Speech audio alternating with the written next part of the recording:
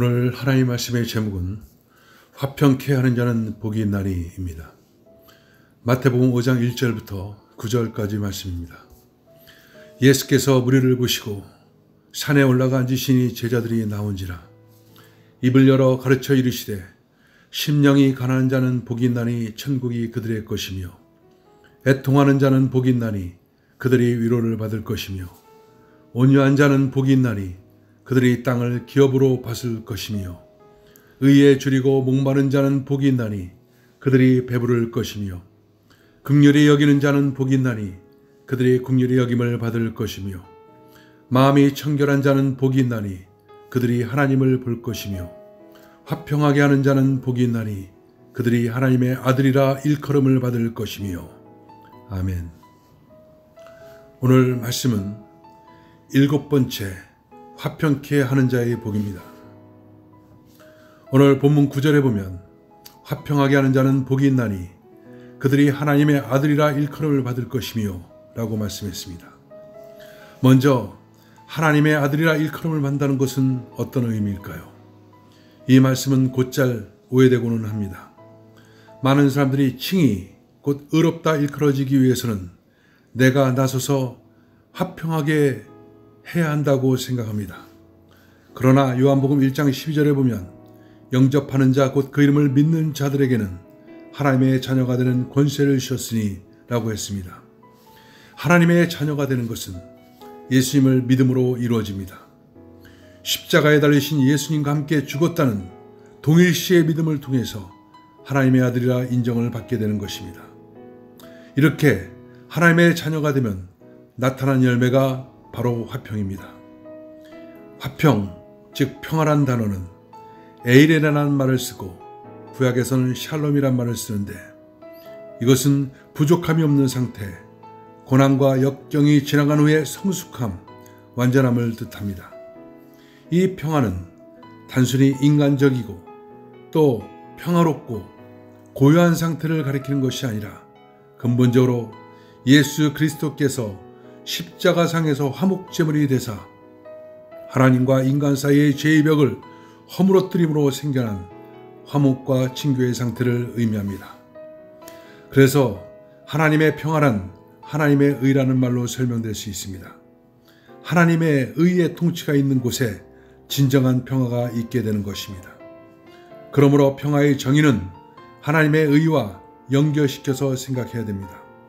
단순하게 모든 것이 잘 되고 문제가 없는 상태가 평화가 아니라 예수 그리스도가 지배하는 것, 하나님의 의가 통치되는 것, 그 나라와 그에 있는 것이 바로 평화인 것입니다.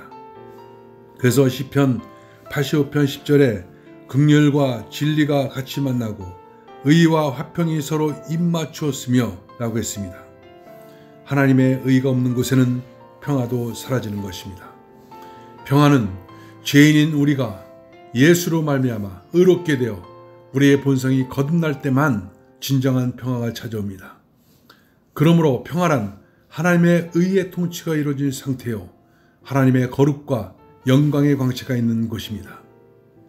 결코 안일한 것이 평화가 아니라 기막힌 현실 속에서도 하나님의 의와 통치를 바라보며 피난처이신 그분께 피난해 있는 상태, 그것이 바로 평화입니다. 아담과 하와의 범죄 아래 인간은 하나님과 원수된 관계였습니다. 예수 그리스도는 하나님과 원수되었던 인간을 십자가를 통해 하나로 만들어준, 화해시켜준 분입니다. 그래서 하나님의 자녀는 이 화평에 근거하여 하나님과 교제를 누린 가운데 참 평강 안에 살아가고 있는 자들입니다. 근데 나아가서 주님께서는 자신을 본받아서 화평케 하는 자가 복이 있다고 말씀하고 있는 것입니다. 그러면 화평케 하는 자가 어떤 자입니까? 화평케 하는 자는 고발자도 방관자도 아닙니다. 화평케 한다는 뜻은 단순히 평화를 사랑하는 뜻으로 말하는 것이 아니라 더 적극적인 의지를 내포하고 있습니다. 화평케 하는 자가 되기 위해서는 기꺼이 대가를 지불해야 되는 것입니다. 그러면 어떤 사람이 바로 이 화해자 역할을 할 수 있습니까? 먼저 하나님과 화해가 된 사람, 그뿐 아니라 자기 자신이 하나님과 화해된 사람들이 다른 사람과 화해시킬 수가 있는 것입니다.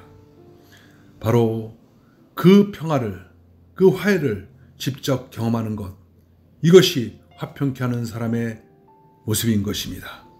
오늘도 여러분 십자가 앞에 나가서 나와 하나님과의 관계가 화목된 관계가 됐을 뿐 아니라 그 십자가의 은혜로 다른 사람들과의 관계도 화목케 된 그런 존재라는 사실을 깊이 알고 오늘도 믿음으로 나갈 뿐 아니라 화평케 하는 귀한 삶 되어지시길 주의 이름으로 축원합니다.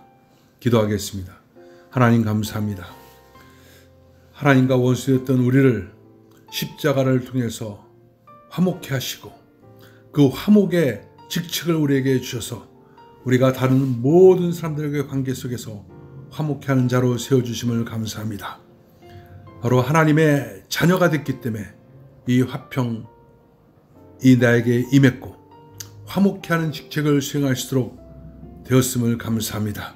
오늘도 이 화목의 직책을 감당할 수 있는 하루가 되어지게 축복하여 주옵소서. 예수님의 이름으로 기도합나이다. 아멘.